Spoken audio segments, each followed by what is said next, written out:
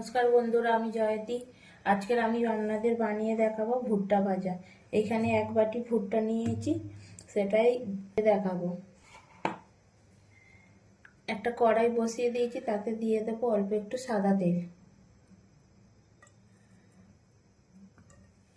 দিয়ে তেলটা ভালো করে গরম করে নেব।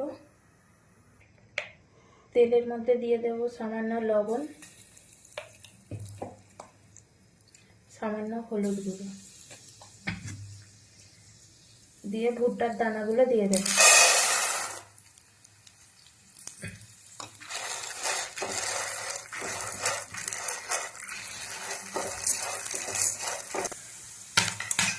ভুট্টাটা যখন এইভাবে ফাটবে ততক্ষণ ঢাকাটা দিয়ে দেব।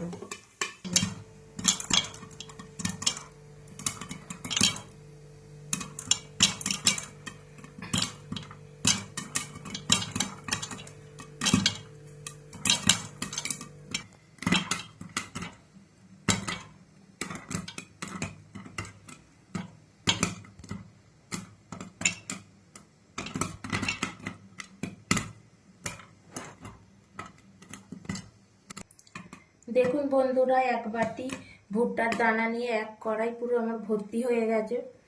ভুট্টা ভাজা বলুন বা পপকর্ন বলুন, এক কড়াই হয়ে গেছে। বাড়িতে কিভাবে এত সহজেই ভুট্টা ভাজা বানানো যায় এবং বাচ্চাদের এটা প্রিয় জিনিস, আপনারাও বাড়িতে এইভাবে বানাবেন।